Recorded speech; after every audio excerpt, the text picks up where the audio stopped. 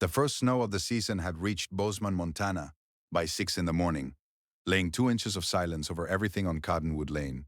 And Staff Sergeant Nate Collier was walking back from the end of the block with a coffee he hadn't finished when Bravo stopped. Not slowed. Stopped, forepaws planted in the fresh snow, head dropped, ears gone flat in the way that meant he was no longer on a walk and hadn't been for several seconds. Across the street, through the open door of the house at number 34, a woman in a white nightgown stood at the threshold looking out, not calling for help, not waving, not doing any of the things a person does when they want to be found, just standing there in the cold and the snow with her arms at her sides, looking at nothing in particular. And when Nate crossed the street and said good morning, she turned to him and said 3 words that stopped him where he stood. What those 3 words set in motion over the next 72 hours would pull a buried truth out of a house that had been keeping it for 16 months and change the lives of everyone on Cottonwood Lane. If stories about the people who stop when they should, and the dogs who make sure they do, matter to you, subscribe before we go further. There are more of them waiting to be told. Nate Collier had joined the Army at 19 because it was the thing in his family that the men did. And then he had joined the Marines at 24 because he had understood, in his first enlistment, that he had been doing the thing his family did rather than the thing he was. The difference had taken him 5 years to find. It had been worth the wait. It had served 10 years total, 2 with the Army in Kuwait, 8 with the Marines in 2 deployments to Helmand Province, and 1 in Djibouti. And he come home to Bozeman at 32 because his mother was 68 and lived alone and had the specific stubbornness of a Montana woman who would not ask for help until the moment had, genuinely passed for anything except emergency measures, and he had decided to be close enough that he could act before that moment arrived. It was 35 now.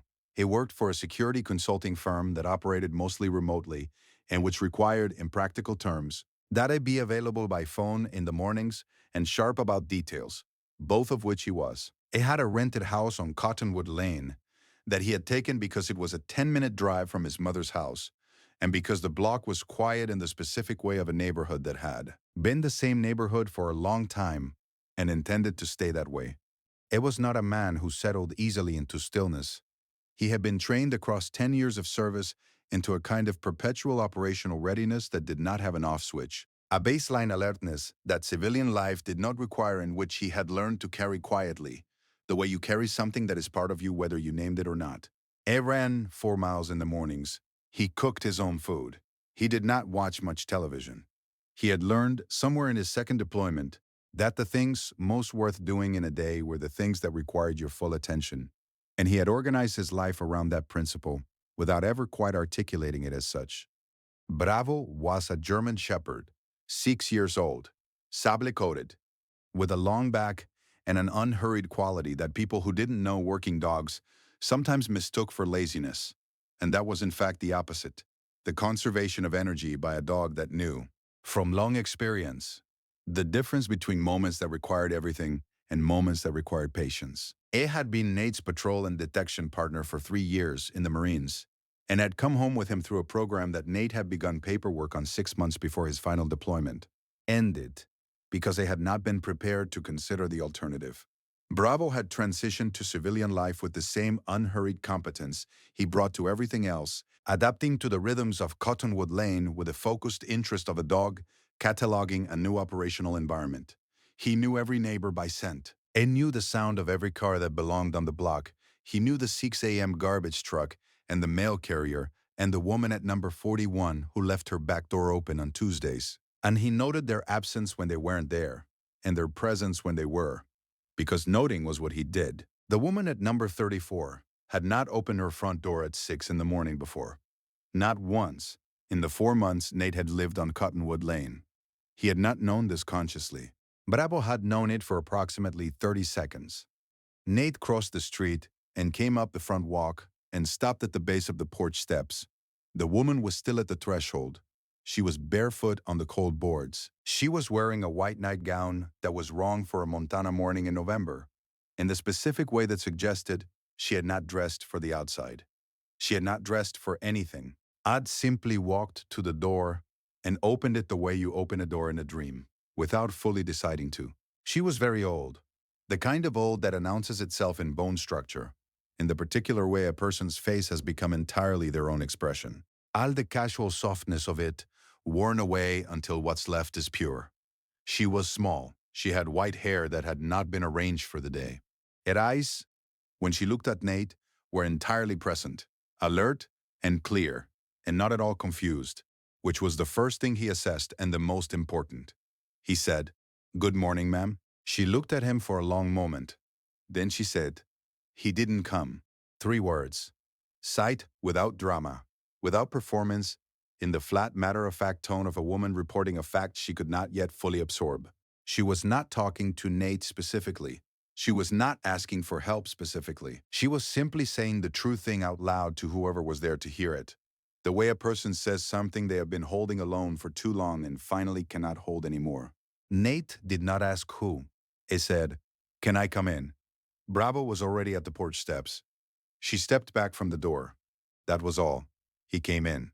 Her name was Vera Kimbo, and she was 91 years old, and she had lived in the house at number 34 Cottonwood Lane for 54 years, arriving in 1969 as a young wife and staying as a widow, and staying after that as whatever comes after widowhood, when a person decides that staying is the act of loyalty they are, capable of performing and performs it completely.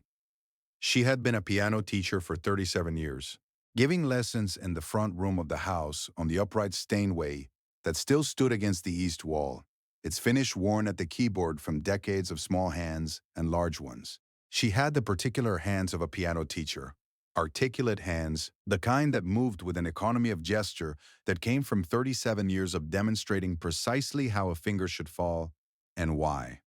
Her husband, Frank, had been a structural engineer and a fly fisherman, and a man who told the same 4 jokes in rotation because he had found in the course of his life that 4 good jokes were sufficient and that novelty in humor was overrated. He had died in 2011, on a Tuesday in March, peacefully and at home.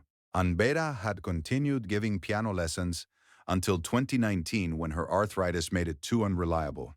And she had been in that house since, without the lessons, and without the particular sound of either of those things, which had been, for a long time, the sound of her life. She had a son. His name was Arthur, and he was 63, and he lived 11 miles away in a house in Bozeman proper that he shared with his wife Sandra.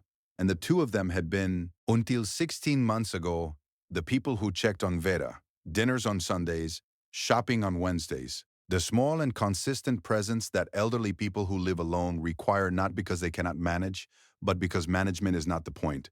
Presences.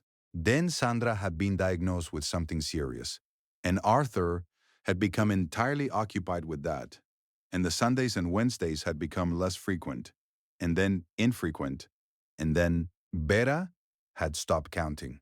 She had not told Arthur she had stopped counting. She was not the kind of woman who kept score of attention. She was the kind of woman who understood that things had reasons, and that the reasons mattered more than the feelings, and that if Arthur had less to give right now, it was because he was giving it somewhere it was desperately needed, and she was not going to be the person who added to that. She had been managing. She had groceries delivered. She had a neighbor, a woman named Pat, at number 38, who waved from her driveway. She had her piano, which she still sat at for 20 minutes each morning, not to play well, but to play at all, because stopping would have felt like a different kind of loss than the one she had already absorbed. What she had not had in 16 months was someone who came specifically for her. It didn't come. The him was Frank.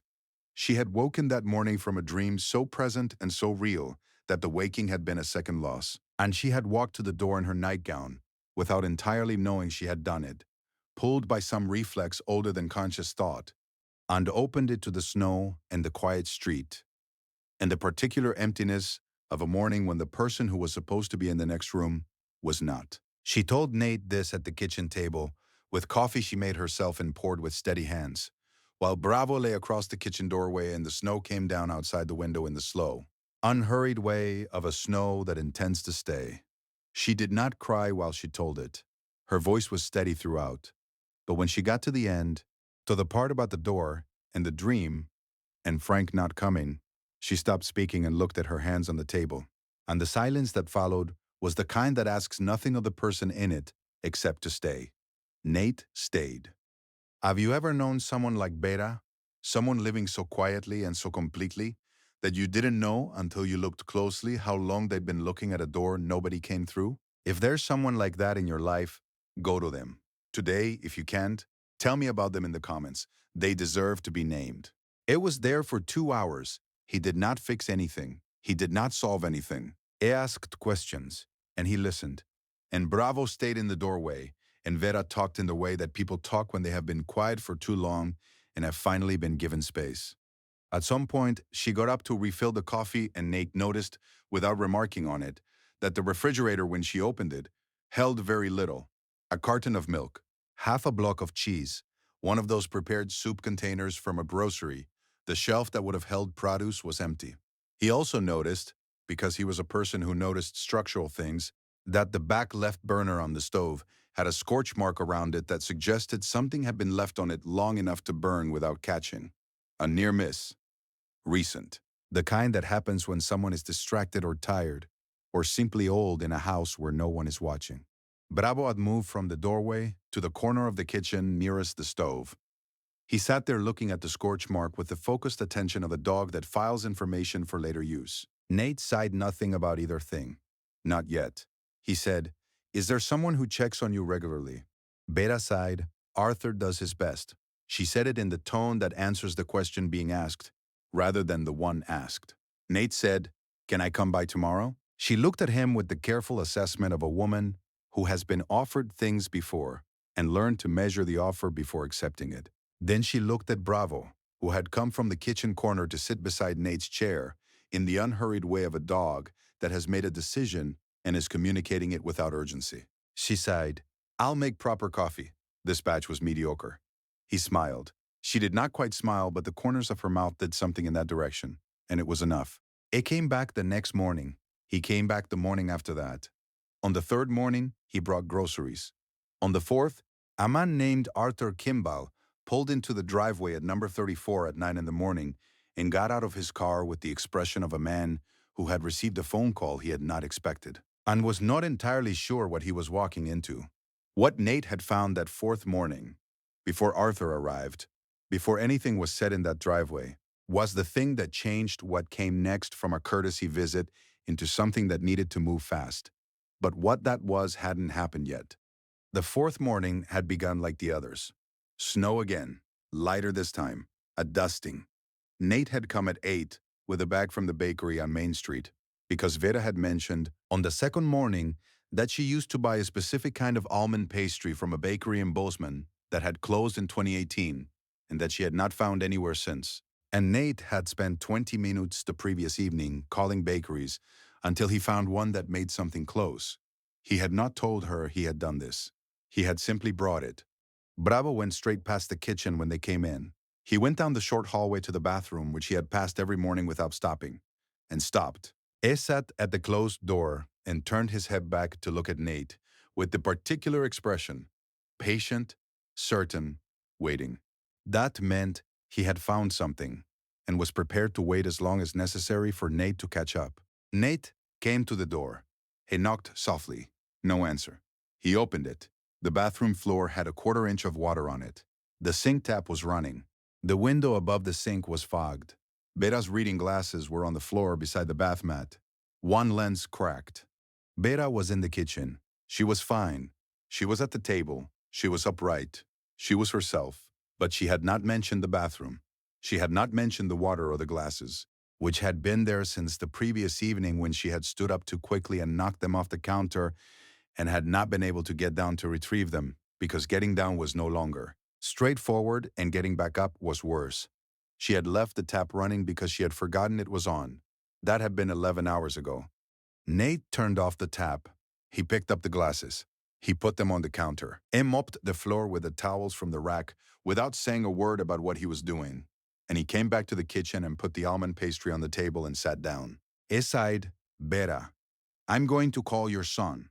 She looked at him. There was no protest in her face. There was only the expression of a woman who had been waiting for someone to say that, and who had not known until this moment that waiting for it was what she had been doing.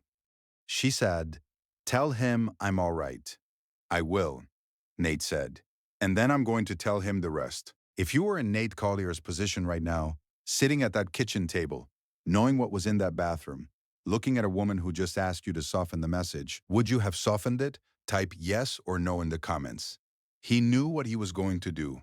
He had known since the morning Bravo stopped in the snow. Arthur Kimball arrived 40 minutes later. A was 63 years old, and he had the specific look of a man who has been carrying two impossible things simultaneously for too long and whose face showed it. A came in through the kitchen door, and he looked at his mother at the table, and his eyes did the thing eyes do when they are reassessing a situation they thought they understood. Nate gave him the room. He went to the front of the house with Bravo and stood at the window and looked at Cottonwood Lane in the snow, and let the kitchen be what it needed to be. It could hear them, not the words, the tone. Arthur's voice low and unsteady in the way of a man recalibrating. Vera's voice measured and steady in the way of a woman who has been steady her entire life and is not stopping now. And then, Once, a silence long enough that Nate turned from the window. Bravo was watching the kitchen doorway. His ears were forward, not threat, attention.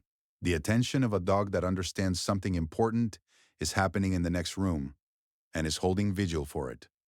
Nate came back to the kitchen doorway when the silence had held long enough that he judged the moment was over.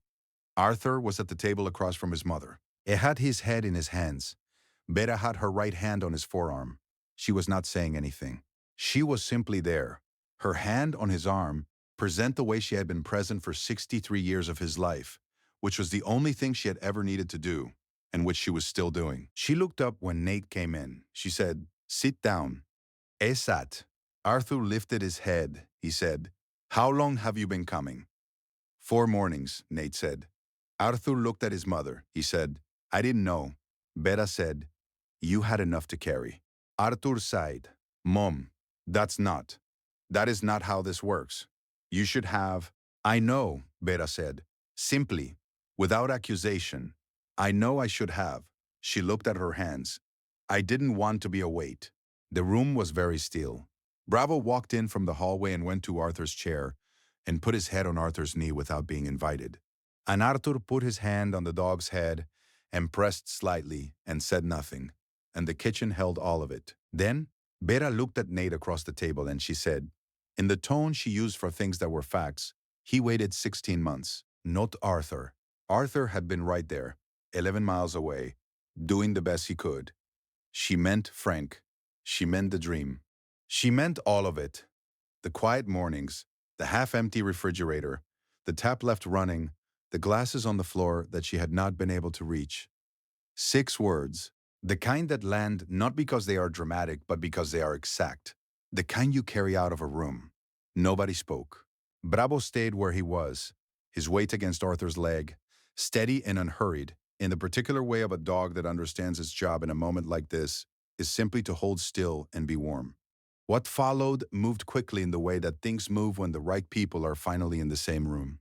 Arthur arranged for a home care service to come 3 mornings a week. A practical woman named Greta, who arrived on her first visit with a casserole and the efficient warmth of someone who has done this work for 20 years and considers it a privilege. The stove was assessed and the back left burner replaced. Pat from number 38, who had been waving from her driveway for 16 months, came inside for the first time on a Thursday and stayed for 2 hours and came back the following Thursday and the Thursday after that. Arthur came every Sunday. He brought Sandra when she was strong enough and came alone when she wasn't, because his mother had told him, clearly and without softness, that showing up imperfectly was still showing up and that she would take imperfect without hesitation over absent. He had not argued. He had simply come. There are moments when a family remembers itself, not all at once, but in the slow way that warmth returns to a room that has been cold. Nate continued coming most mornings. Not all of them. Enough. He brought coffee from the bakery on Main when he remembered and came without it when he didn't.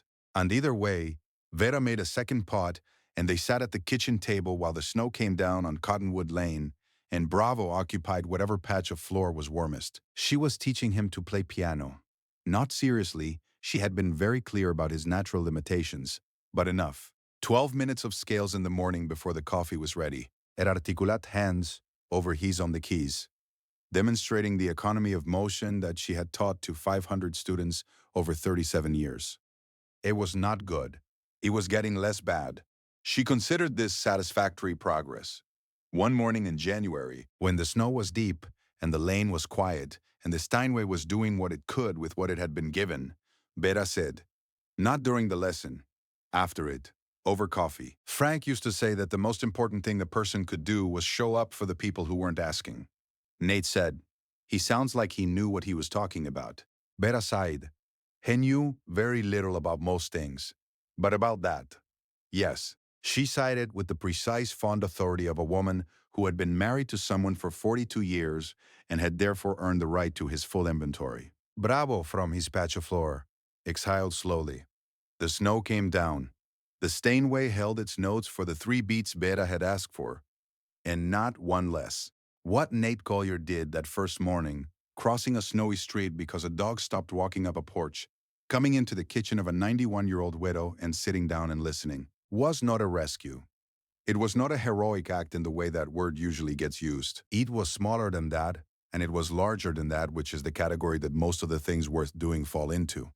He simply crossed the street. This story is for every person who said 3 words out loud when there was no one specific to say them to, and for the one who happened to be there to hear. Is there a Vera in your life? Someone, 91, or age 4, or 77, someone leaving with more quiet than they should be, someone who hasn't asked because they don't want to be a weight? Go to them, and if you've already lost them, type their name below. Let this section be full of people who deserved more mornings than they got. Every story on this channel is about choosing not to look away. If that means something to you, subscribe, so you're here for the next one. There are more of them waiting. Which moment in this story stayed with you?